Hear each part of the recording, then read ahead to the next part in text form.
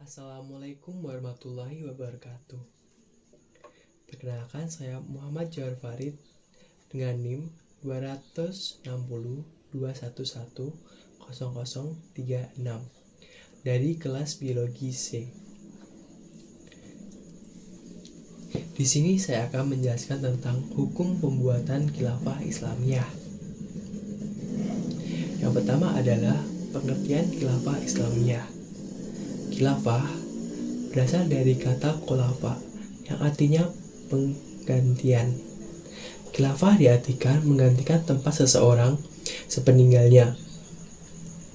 Dalam kaidah ajaran Sunni, kata itu merujuk pada wewenang seseorang yang berfungsi sebagai nabi dalam kapasitas sebagai pemimpin masyarakat, namun bukan dalam fungsi kenabiannya. Menurut pendapat Imam Taqiyuddin An-Nabhani yang menyatakan bahwa khilafah Islamiyah adalah kepemimpinan umum bagi seluruh kaum muslimin di dunia untuk menegakkan hukum-hukum syariat Islam dan mengemban risalah Islam ke seluruh penjuru dunia. Al-Mawardi memberikan gambaran ideal mengenai kekhalifahan. Diawali dengan pemikiran mengenai proses terbentuknya negara. Para ahli mendominasi pemikiran dari alam pikiran Yunani atau dari pola pikir tokoh-tokoh Yunani bahwa manusia adalah makhluk sosial, saling membutuhkan satu sama lain guna memenuhi hajat dalam kehidupan. Ditambah dengan pernyataan-pernyataan lanjutan yang kelihatannya terjadi satu sama lain antara satu tokoh dengan tokoh yang lain. Namun dalam pola pikir, para ahli juga diwarnai dengan pengaruh-pengaruh dari akidah Islam. Seperti Al-Mawardi yang menganggap proses berdirinya negara bukan hanya didasari sekadar untuk membentuk regenerasi manusia pada satu komunitas. Secara praktis, konsep khilafah Islamiyah menjadi terminologi pada masa setelah Rasulullah SAW, tepatnya di masa kepemimpinan Khulafaur Rasyidin dan kepemimpinan suku-suku setelah itu. Definisi yang sudah dijelaskan di bagian awal tulisan ini memang telah memperlihatkan bahwa khilafah adalah pemerintahan sesudah Rasul. Perjalanan sejarah menunjukkan bahwa Rasulullah SAW berhasil mendirikan daulah Islam di Madinah Al-Munawwarah. Atas dasar ini, tegaklah dasar, pilar, struktur, pasukan, serta hubungan ke dalam dan keluar negeri Islam. Kenyataan bahwa era Rasul adalah sebuah bentuk pemerintahan terbukti dengan adanya pasukan-pasukan wali untuk daerah dan serta para amir. Setelah Rasulullah wafat, dimulailah era kekhalifahan. Masa ini disebut juga dengan Khulafaur Rasyidin. Khalifah pertama adalah Abu Bakar, memerintah selama 632 sampai 634 Masehi.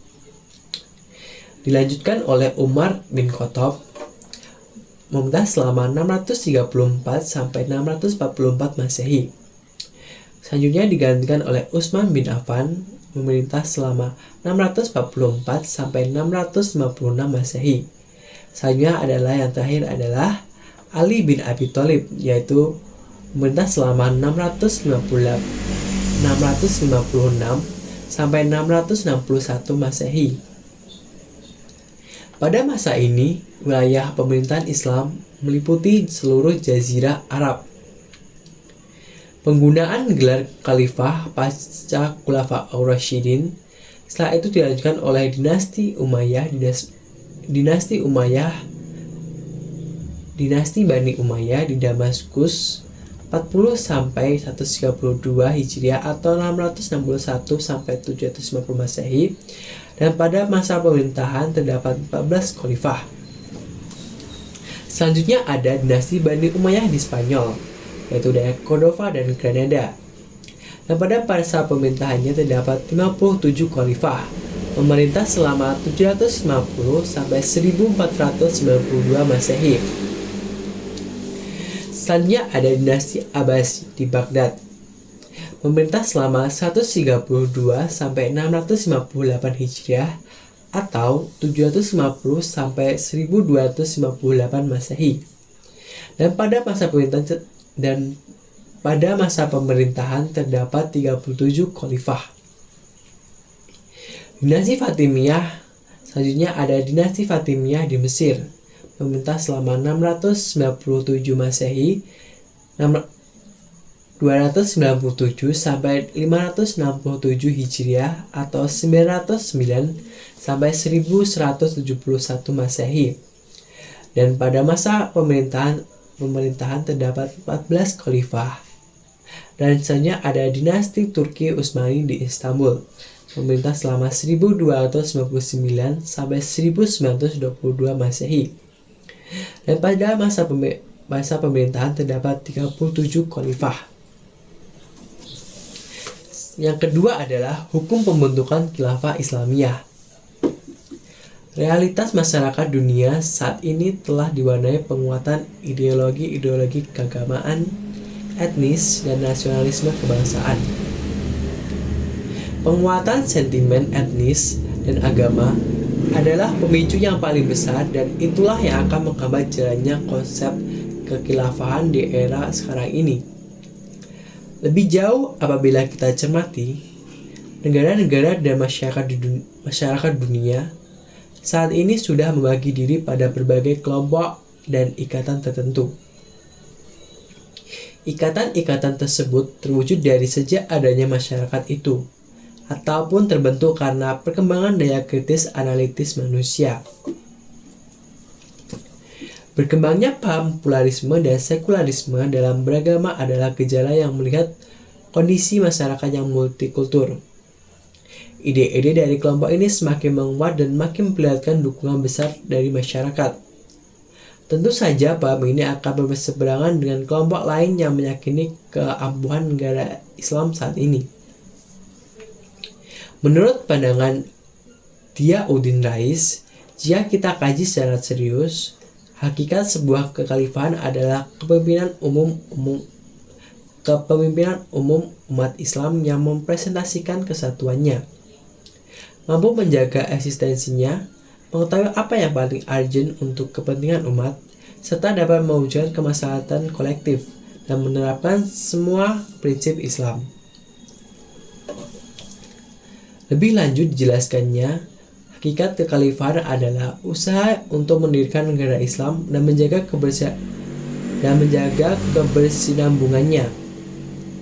Negara Islam adalah negara yang berdiri atas dasar agama Islam, negara yang melaksanakan syariat Islam, yang bertugas menjaga tanah-tanah negara Islam, membela penduduk negara-negara Islam, dan berusaha menyebarkan misi Islam di dunia.